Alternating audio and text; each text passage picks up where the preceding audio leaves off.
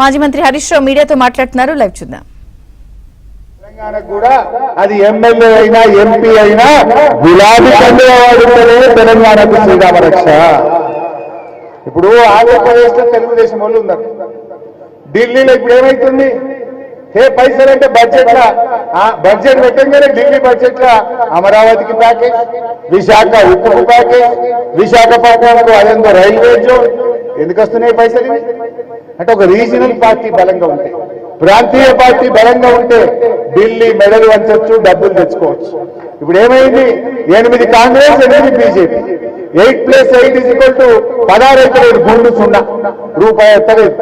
అందుకే బీఆర్ఎస్ ఉండాలి, జాతీయ పార్టీని కాదు.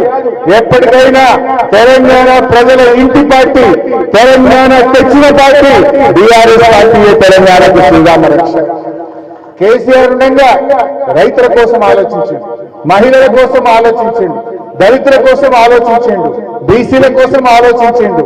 కానీ కాంగ్రెస్ ఏంటంటే ఢిల్లీకి మూటలు మోసుంటేనే బిజీ ఉంటుంది. ఇలా కర్ణాటక పోయిందట ముఖ్యమంత్రి, ఆడ ఎంతసేపు ఆడ హైకమాండ్ పోయినా ఖార్గే గారు కర్ణాటక ఉంటే ఆడిపోడు, కేరళకు ప్రియాంక గాంధీ పోతే ఆడిపోకుడు, ఢిల్లీలో రాహుల్ గాంధీ ఉంటే ఆడిపోకుడు. ఈయన కేరళకు, ఢిల్లీకి, కర్ణాటకకు ఈయననే బిజీ ఉన్నాడు. ఏడ తెలంగాణ గురించి పట్టించుకుంటాడు? పోయినప్పుడల్లా లెక్క చెప్పాలి, మూటలప్ప చెప్పాలి, బీహార్ ఎన్నికలకు పంపాలే. ఇది తప్ప ఏమైనా ఉండదా?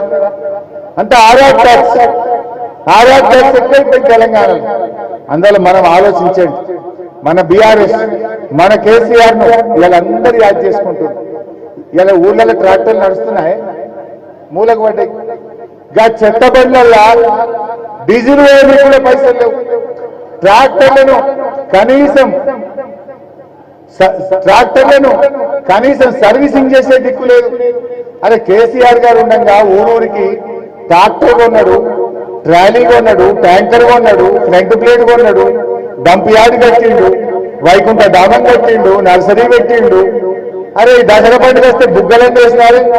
సర్పంచ్ల బిల్లులు రాకపోయి పంచాయతీ సెక్రటరీలు అప్పుడే పాలైపోయింది.